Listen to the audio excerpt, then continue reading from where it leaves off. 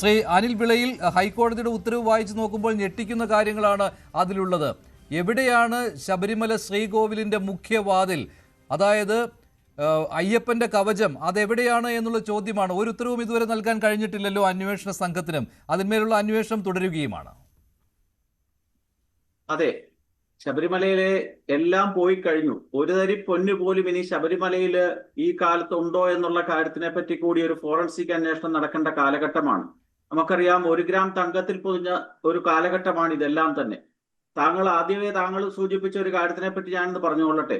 Shri K ജയകുമാറിനെ Devaswom ബോർഡിന്റെ അധ്യക്ഷനാക്കാനുള്ള ശ്രമം സർക്കാർ എടുത്തു എന്ന് പറയുമ്പോൾ അതിനകത്തുനിന്ന് നമുക്ക് മനസ്സിലാകുന്ന ഒരു കാര്യം, വാസുവിനേക്കാൾ വലിയ കള്ളന്മാർ ഇനി മാർക്സിസ്റ്റ് പാർട്ടിയിൽ ഇല്ല, അതുകൊണ്ട് വേറെ ഓപ്ഷൻ ഒന്നും ഇനി കള്ളന്മാരെ പറ്റി ഇല്ല എന്ന് മനസ്സിലാക്കിക്കൊണ്ടാണ് ബഹുമാനപ്പെട്ട കേരളത്തിലെ ഗവൺമെന്റ് ഇത്തരത്തിലുള്ള ഒരു തീരുമാനത്തിലേക്ക് എത്തിച്ചേർന്നെന്ന് തോന്നുന്നു. കാരണം എല്ലാ കള്ളന്മാരെയും പരീക്ഷിച്ച് ഇനി കള്ളന്മാർക്ക് ഈ വാസുവിനെയും പത്മകുമാറിനേക്കാളും ഉപരിയായ കള്ളന്മാരില്ല എന്ന് സർക്കാരിന് മനസ്സിലായി കഴിഞ്ഞു. അതവിടെ നിൽക്കട്ടെ.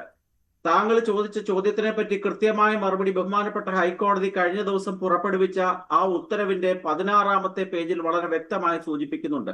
വിജയ് മല്യയുടെ കാലത്ത് സ്വർണം പൂശി നൽകിയിരുന്ന ആ വാതിലുകൾ എവിടെ എന്ന് ബഹുമാനപ്പെട്ട ഹൈക്കോടതി അതിശയത്തോടു കൂടി ചോദിച്ചിരിക്കുകയാണ്. അതിനകത്ത് കൃത്യമായി തന്നെ പറഞ്ഞിട്ടുണ്ട്, ആ വാതിൽ ഏകദേശം 324 ഗ്രാം സ്വർണം ഉപയോഗിച്ചുകൊണ്ടായിരുന്നു ആ വാതിലില് സ്വർണം പൂശിയിരുന്നത്. ആ വാതിൽ ഇളക്കി മാറ്റി യാതൊരു വിധമായ കേടുപാടുകളും ഇല്ലാതിരുന്ന ആ വാതിലുകൾ ഉണ്ണികൃഷ്ണൻ പോറ്റി എന്ന് പറയുന്ന ആ വാതിൽ 2.5 കിലോ സ്വർണം, യഥാർത്ഥ വാതിൽ, അതായത് ശബരിമല ശ്രീകോവിലിലെ പഴയ വാതിലിൽ 2.5 കിലോ സ്വർണ്ണമാണ്. അത് പൂശിയതല്ല, സ്വർണം പൊതിഞ്ഞിരുന്നതാണ്. അത് വിജയ് മല്യ ക്ലാഡിംഗ് ആണ്, അതായത് സ്വർണം പൊതിഞ്ഞു എന്ന് നമുക്ക് പറയാം. അങ്ങനെയുള്ള 2.5 കിലോ സ്വർണം പൊതിഞ്ഞ വാതിലാണ് ഇളക്കിയെടുത്ത് മാറ്റിയത്. അത് 2019 മാർച്ചിലാണ്. ഈ ഉണ്ണികൃഷ്ണൻ പോറ്റിയുടെ ഈ ശബരിമലയിലെ ഈ വലിയ സ്വാധീനത്തിന്റെ ആദ്യ പ്രകട ലക്ഷണമായിട്ട് ഹൈക്കോടതി കണ്ടെത്തിയത് ഇതാണ്. നമ്മളെല്ലാവരും വിചാരിച്ചിരുന്നത് ദ്വാരപാലക ശില്പങ്ങളിൽ നിന്ന് സ്വർണ്ണപ്പാളികൾ കൊണ്ടുപോയ വിഷയത്തിലാണെന്നാണ്. പക്ഷേ ഹൈക്കോടതിക്ക് തന്നെ ബോധ്യം വന്നു, അത് ഈ ഉണ്ണികൃഷ്ണൻ പോറ്റി അയച്ച ഒരു കത്തിൽ നിന്നായിരുന്നു വന്നത്. ഉണ്ണികൃഷ്ണൻ പോറ്റി ദേവസ്വം ബോർഡിന് നൽകിയ കത്തിൽ, എനിക്ക് ദ്വാരപാലക ശില്പങ്ങളുടെ സ്വർണ്ണപ്പാളികൾ അറ്റകുറ്റപ്പണി നടത്താൻ ആഗ്രഹമുണ്ട്, അതിനാൽ അതെനിക്ക് നൽകണം. ഞാൻ ഇതിനു മുൻപ് ശബരിമല ശ്രീകോവിലിലെ വാതിൽ മാറ്റിവെച്ച ആളാണല്ലോ എന്ന ഒരു മേനിനടിക്കൽ അദ്ദേഹം നടത്തിയിരുന്നു. അവിടെയാണ് ഹൈക്കോടതി കയറി പിടിച്ചത്. അപ്പോൾ ഇതേ വ്യക്തി തന്നെയാണല്ലോ ശ്രീകോവിലിലെ മുഖ്യവാതിൽ പണിതത്. അപ്പോൾ ഹൈക്കോടതിയുടെ നിരീക്ഷണം പോയി, എന്തിനാണ് ഈ മുഖ്യവാതിലിന് പകരം മറ്റൊരു വാതിൽ പണിയുന്നത്? അങ്ങനെ പോയാണ് ഹൈക്കോടതി അവിടെ പോയി എത്തിയത്. അതായത് മുഖ്യവാതിൽ, ശ്രീകോവിലിൻ്റെ വാതിൽ, അത് പഴയതല്ല അവിടെ ഇപ്പോൾ ഉള്ളത്, പുതിയ വാതിലാണ്. അത് 2019 മാർച്ചിലാണ് പുതിയ വാതിൽ കൊണ്ടുവച്ചത്. അത് പണിതു വെച്ചത് ഉണ്ണികൃഷ്ണൻ പോറ്റിയാണ്. അപ്പോൾ പഴയ വാതിൽ എവിടെയെന്ന്? അപ്പോൾ പഴയ വാതിലിൽ 2.5 കിലോ സ്വർണം, പുതിയ വാതിലിൽ ഉണ്ണികൃഷ്ണൻ പോറ്റി കൊണ്ടുവച്ച വാതിലിൽ 324 ഗ്രാം സ്വർണം മാത്രം. അതാണ് ഇവിടുത്തെ പ്രശ്നം. അപ്പോൾ ആ 2.5 കിലോ സ്വർണം എവിടെയെന്നുള്ളതാണ്. അതെ, 17 ഈ ദൈവത്തിന്റെ കൈ എന്ന് പറയുന്ന പോലെ തന്നെ 17/6/2019 ഉണ്ണികൃഷ്ണൻ പോറ്റി എഴുതിയ കത്തിൽ നിന്നാണ് ഇതിന്റെ തുടക്കമെന്ന് ഹൈക്കോടതി സൂചിപ്പിച്ചിട്ടുണ്ട്.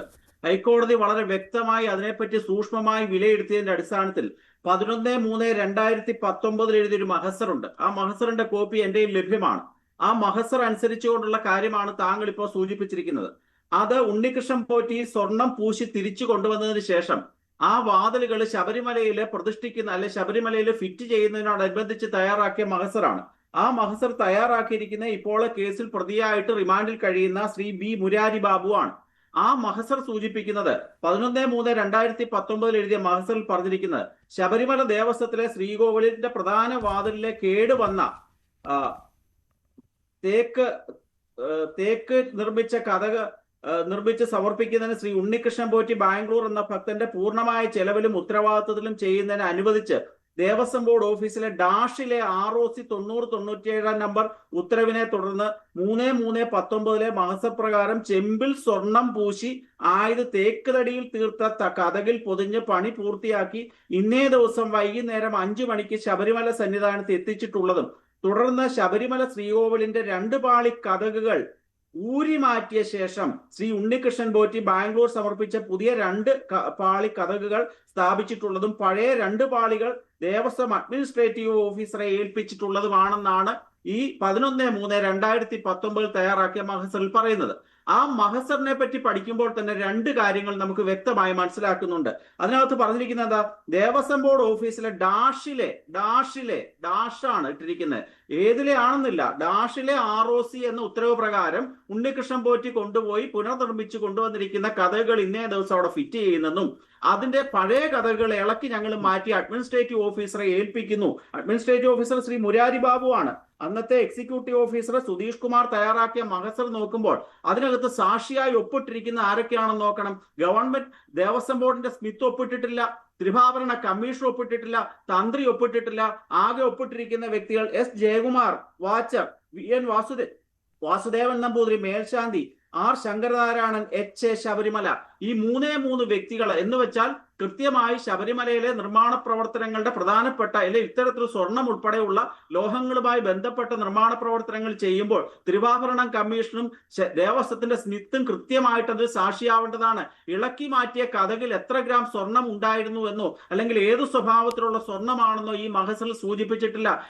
അതാണ് ചോദ്യം, അതാണ് ഹൈക്കോടതി ചോദിച്ചത്, ആ സ്വർണം എവിടെ? അപ്പോൾ ഹൈക്കോടതി ഒരു സംശയവും പ്രകടിപ്പിച്ചിട്ടുണ്ട്. ഇതിനിടയ്ക്ക് എപ്പോഴോ ഇപ്പോൾ ഈ വാതിൽ കൊണ്ടുവച്ചത് ഉണ്ണികൃഷ്ണൻ പോറ്റി, പണിത് കൊണ്ടുവച്ചത് ഉണ്ണികൃഷ്ണൻ പോറ്റിയാണ്. അവിടെയാണ് ഈ ഉദ്യോഗസ്ഥരുടെ സാന്നിധ്യം ഉണ്ടായിരുന്നത് മാർച്ച് 11, 2019. അപ്പോൾ ആ സമയത്ത് പഴയ വാതിൽ ഇളക്കിയെടുത്തു. എന്നിട്ട് ആ ഇളക്കിയെടുത്ത വാതിലിലെ സ്വർണത്തിന്റെ അളവ്, അത് സ്വർണം ക്ലാഡ് ചെയ്തതാണല്ലോ, അതിലെ അളവ് പറഞ്ഞിട്ടില്ല. അത് മാത്രമല്ല, പിന്നീട് ഈ കഴിഞ്ഞ ദിവസം വിജിലൻസിനോട് കാര്യങ്ങൾ അന്വേഷിക്കാൻ ഹൈക്കോടതി പറഞ്ഞപ്പോൾ തുടർന്ന് വിജിലൻസ് നൽകിയ റിപ്പോർട്ടിൽ പറയുന്നത് ഉപേക്ഷിക്കപ്പെട്ട നിലയിൽ ഈ കഴിഞ്ഞ ദിവസം ഈ ഒരു വാതിൽ കണ്ടെത്തിയെന്നാണ്, വാതിൽ പാളികൾ കണ്ടെത്തി എന്നുള്ളതാണ്. എന്നിട്ട് അത് സ്ട്രോങ് റൂമിലേക്ക് മാറ്റുകയും ചെയ്തു. അതേതാണ് എന്നുള്ള സംശയം ഹൈക്കോടതി പ്രകടിപ്പിക്കുകയാണ്. ഇനി അതെങ്ങാനുമാണോ പഴയ വാതിൽ, മുൻപ് 2019 വരെ ഉണ്ടായിരുന്ന ആ വാതിലെന്ന് ഹൈക്കോടതി സംശയം പ്രകടിപ്പിച്ചുകൊണ്ട് ഇപ്പോൾ അന്വേഷണത്തിന് ഉത്തരവിട്ടിരിക്കുകയാണ്. അപ്പോൾ ആ സ്വർണം എവിടെ? ഇനിയിപ്പോൾ ആ വാതിലിൽ സ്വർണം ക്ലാഡ് ചെയ്തതാണോ? പക്ഷേ ഇതെല്ലാം പറഞ്ഞുകൊണ്ടാണ് ഹൈക്കോടതി പോകുന്നത്. അന്താരാഷ്ട്ര കള്ളക്കടത്ത് സംഘത്തിൻ്റെ പ്രവർത്തനം എങ്ങനെയാണോ ആ രീതിയിലാണ് ഇതെല്ലാം സംഭവിച്ചിരിക്കുന്നത് എന്ന്. അതായത് ഇതിൻ്റെയൊക്കെ അവിടെ ഡ്യൂപ്ലിക്കേറ്റ് ഉണ്ടാക്കി എടുക്കുകയാണ്. എന്തിനു വേണ്ടിയാണ് 2019 അഡ്വക്കേറ്റ് ബൽദേവ് സച്ചിദാനന്ദൻ എന്തിനു വേണ്ടി